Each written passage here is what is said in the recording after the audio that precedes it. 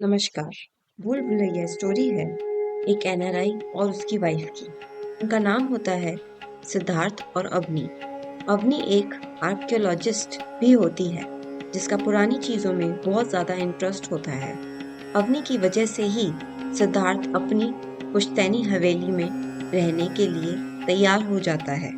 सिद्धार्थ के चाचा जी बताते हैं कि हवेली में एक आत्मा का वास है, पर सिद्धार्थ भूत प्रेत में विश्वास नहीं करता और महल में रहने की जिद करता है। इसीलिए वह और उसके चाचा जी का परिवार महल में रहने के लिए आ जाते हैं। अपनी महल के भूतों के बारे में जानने की कोशिश करती है। उसे पता चलता है कि विभूति नारायण नाम का एक राजा राज करता था। उसकी सभा में 2 डांसर थे जो लवर्स थे। फीमेल डांसर का नाम मंजुलिका था जो बहुत ही खूबसूरत थी। मेल डांसर का नाम शशिधर था।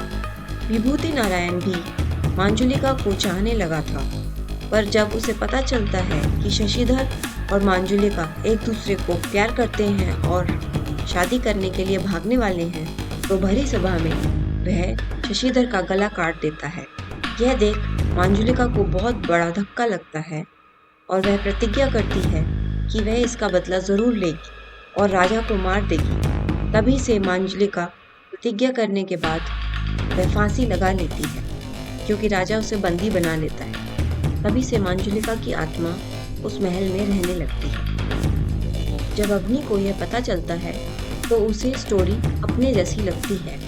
बचपन में अवनी के फादर ने भी उसे उसकी दादी से अलग कर दिया था, जिसकी वजह से वह मेंटली अपसेट हो गई थी और इस बात का बहुत गहरा प्रभाव उसके दिमाग पर हुआ था। अवनी अपने आप को मंजुलिका समझने लगी थी और जो करण का राजा था यानी सिद्धार्थ उसे मारना चाहती थी।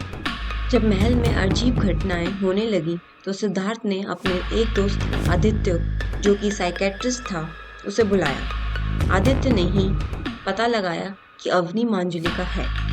आदित्य ने सोचा कि अगर मंजुलिका राजा से यानी सिद्धार्थ से अगर बदला ले लेती है तो वह शायद अवनी का शरीर छोड़ दे। आदित्य ने इसमें अपने गुरु से भी सहायता ली और एक ऐसा सेटअप बनवाया जिसमें मंजुलिका की शक्तियों को थोड़ा कंट्रोल किया जा सके। फिर मंजुलिका को एक तलवार दी और सिद्धार्थ को मारने को कहा। जैसे ही मंजुलिका ने तलवार उठाई, आदित्य ने सिद्धार्थ को एक पुतले से बदल दी और मंजुलिका ने पुतले की गर्दन काट दी। मंजुलिका को लगा कि उसने अपना बदला ले लिया और उसने अवनी के शरीर को छोड़ दिया। इस तरीके से स्टोरी एंड हो गई। इस स्टोरी में आपने देखा कि मंजुलिका को शशिधर से ओवर अटैचमेंट थी और उसने उसके साथ अपना फ्यूचर भी देख लिया था।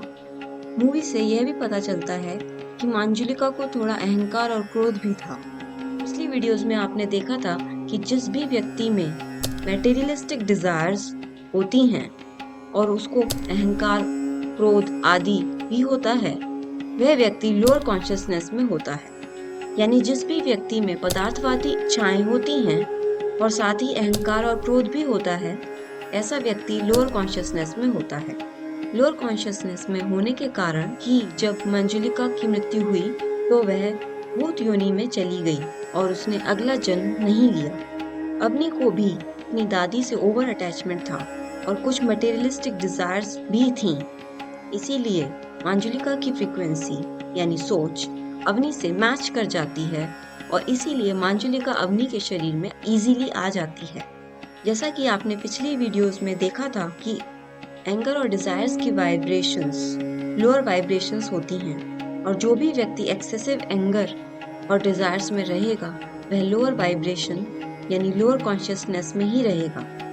लोअर कॉन्शियसनेस को मेडिटेशन से हायर कॉन्शियसनेस में बढ़ाया भी जा सकता है। हमारे शरीर में 7 चक्र होते हैं। साधना से लोअर कॉन्शियसनेस को हायर कॉन्शियसनेस में बढ़ा भी सकते हैं। अगर आपको भी लगता है कि आप बहुत ज़्यादा चीज़ों से या लोगों से अटैच हो जाते हैं तो आप भी साधना कर सकते हैं। इसके लिए आप अटैच वीडियोस भी देख सकते हैं। यह सारे लॉज सभी धर्मों के मनुष्यों के लिए हैं। ऐसी ही महत्वपूर्ण जानकारी प्राप्त करने के लिए आप हमारे चैनल को लाइक, शेयर और सब्सक्राइब कर सकते हैं। धन्यवाद।